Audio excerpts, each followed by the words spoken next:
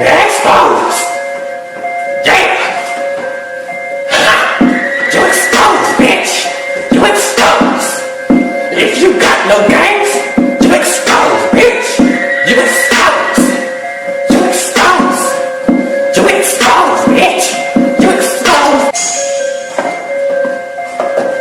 Exposed! What is up, guys? NYKia31 here. I love Twitter sometimes. Twitter is a strange place at times, but there are other times when it is worth its weight in gold. And last night was one of them. Not last night, but basically all day, all after, I would say from about noon onward, was just a festival of tweets regarding NBA 2K16's new feature news, NBA Live's leaked pre-patched photos. And I gotta be honest, I did not know that those were pre-patched photos until I watched Virtual Football's video about an hour ago. Well, pre-patch is really the wrong word, but I guess the way VF described it, those were basically temporary placeholder photos, screenshots that aren't going to be in the final version of the game, but, whatever.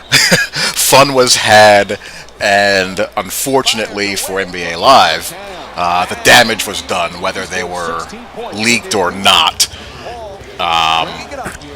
We all had a barrel of laughs at their expense. And that's why you just have to have a sense of humor over these games and not take this stuff so seriously sometimes.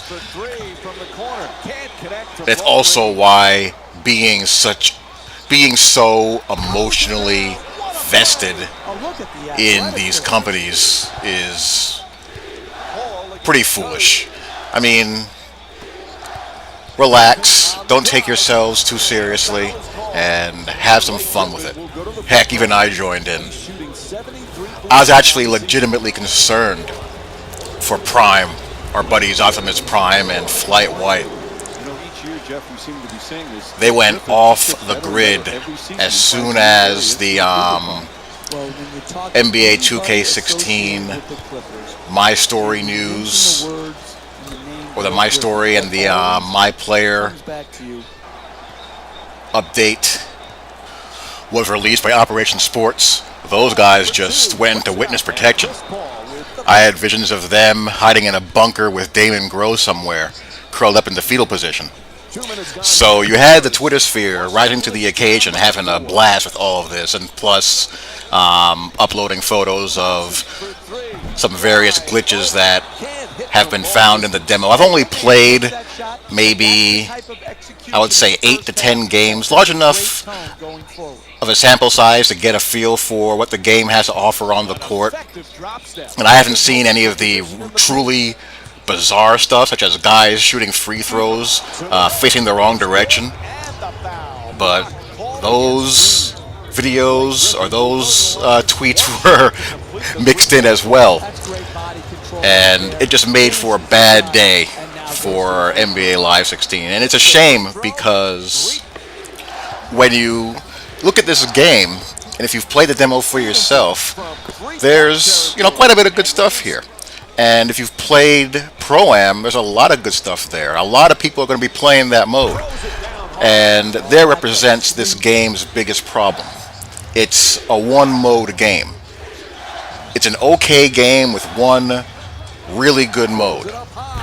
Which begs the question, if you were only going to buy one game, not everyone are lunatics like us in the sim world and will play both games. A lot of people are just going to make a decision of one or the other. And that's okay. And if you're one of those people, what are you going to do? Are you going to buy a game with one really good mode, but isn't as fleshed out in other areas that you may like, such as Dynasty mode? Or are you going to buy the game that plays better as far as 5-on-5 human versus CPU, has a deeper Dynasty mode, has a deeper my player mode, a deeper my team mode even, as well as its own version of Pro-Am, and also has online leagues. If you're only going to buy one, which one of those two sounds more attractive to you? And then when you factor in the bad pub, whether it was leaked or not, or whether it's not going to be something that's going to be in the final game or not, the damage is done, and that makes the decision easier for some people out there that are on the fence between one or two or both. Especially when the game does have a couple of very significant shortcomings and flaws. And I'm not even talking about, like I said, the truly wild stuff like the clips of players shooting free throws facing the opposite basket. Luckily, I have not run into that yet, but it's there, obviously, and that should not happen. That cannot happen if you're putting a large stock of your first impression that you're going to make to people on this demo. You can't have stuff like that. But aside from that, there are some glaring issues in the game that stick out to me that I don't really like very much. And one you just saw right there. It is an expressway to the paint. God bless you, keeping guys out of the paint. I don't really know how how it's going to happen. The paint is still an Autobahn highway. It is an expressway into the paint.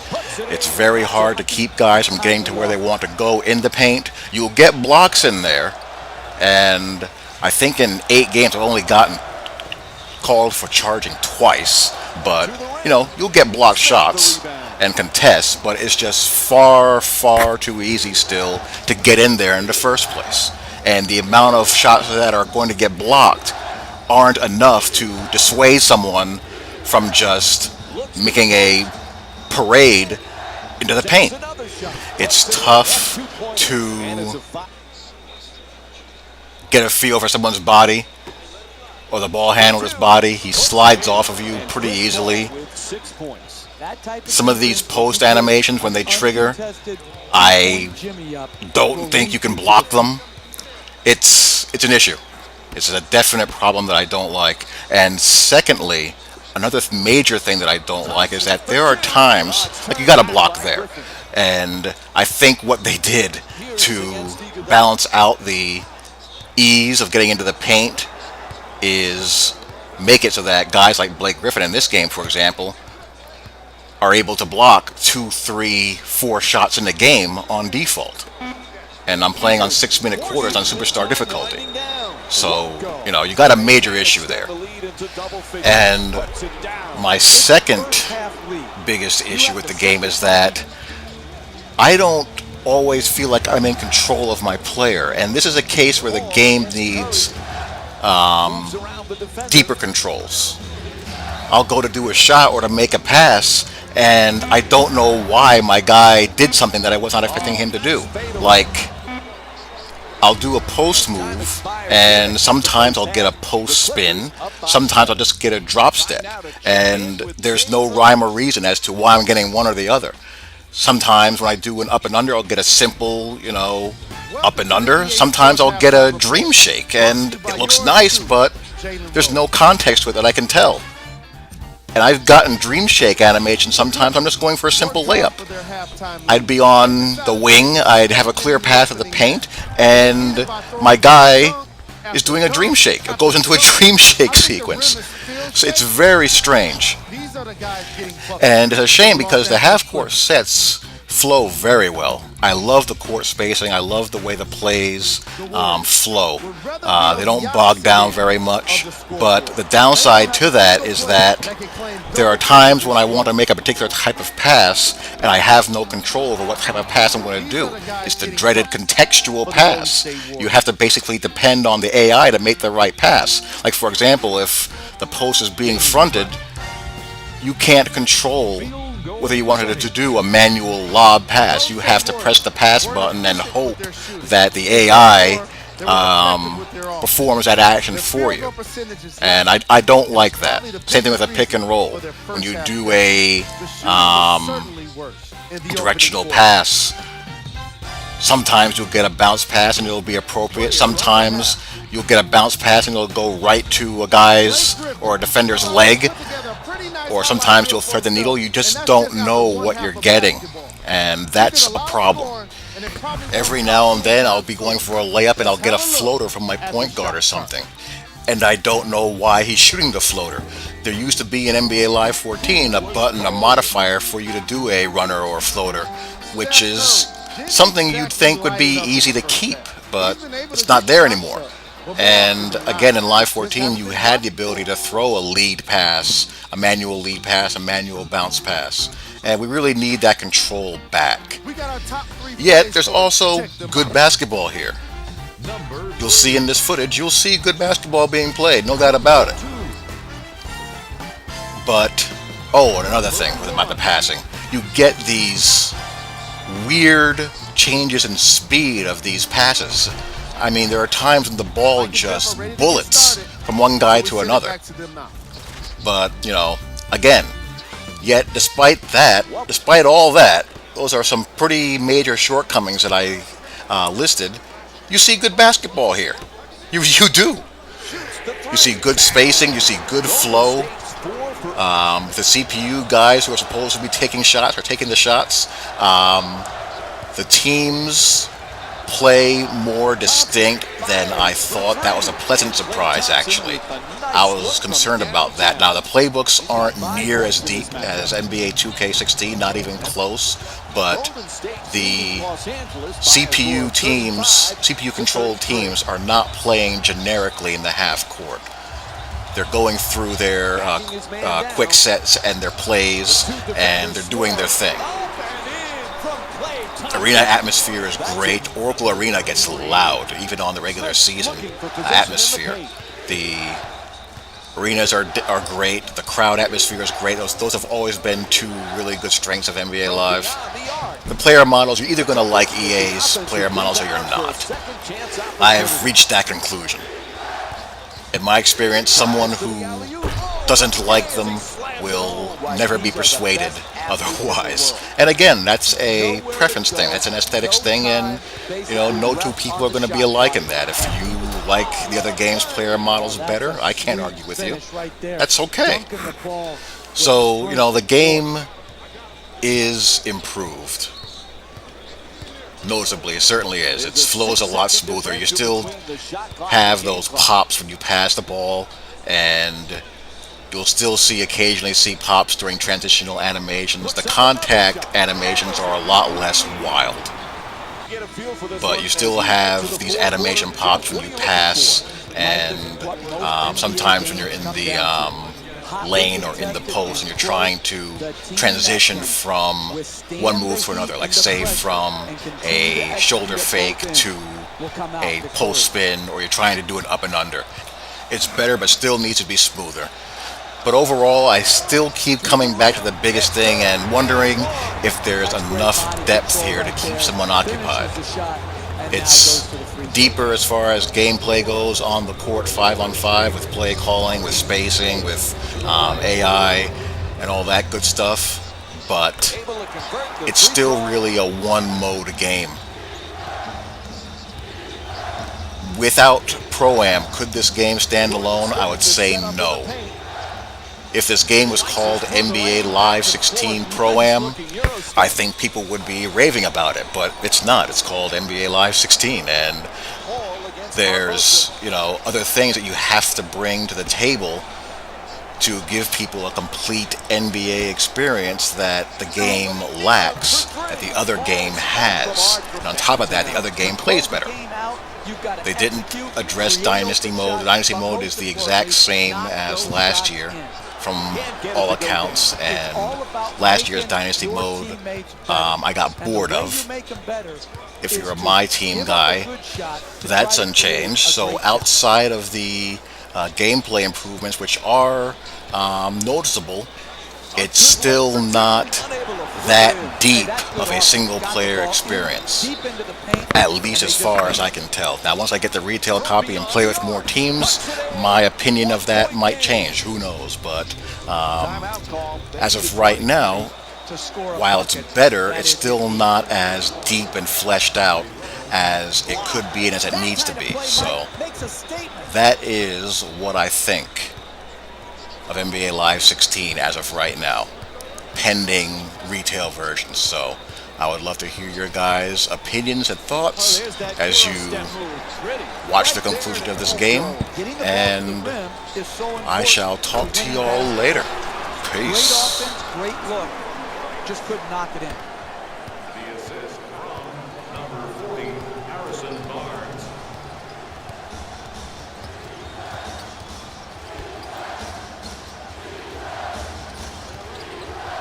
Here's the lob. And an alley-oop. That's a maker. 2 minutes left. It's Strong to the goal. Right there, and it won't fall. Hey, you want to win in this game? You got to protect the paint in the last 2 minutes of a close game.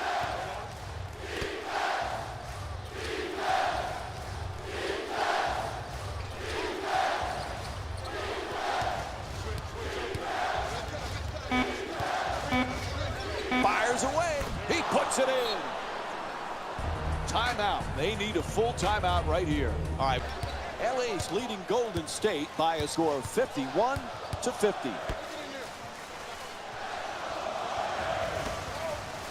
Gets inside. Knocks it down. 1-point game.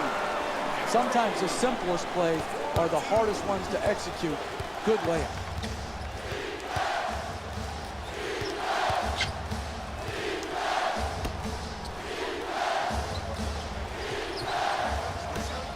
Wide open from down. It's good. Three-pointer. Huge. This has turned out to be one of the better games of the season, Mike. They're really getting after each other on both sides of the floor. Knocks it down. Tie game.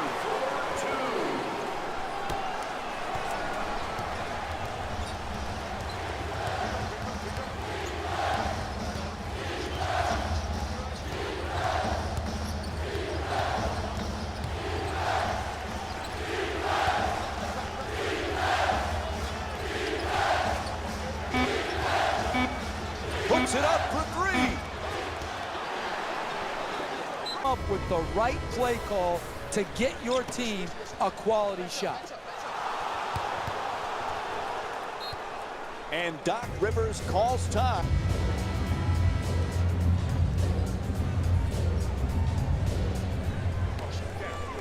Here's against Thompson. From downtown. Knocks down the three. What a clutch play.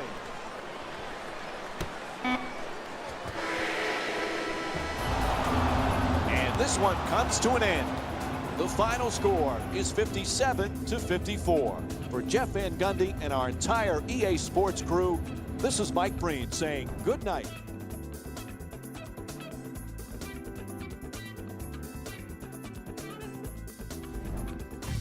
Hey everyone, it's Jalen Rose.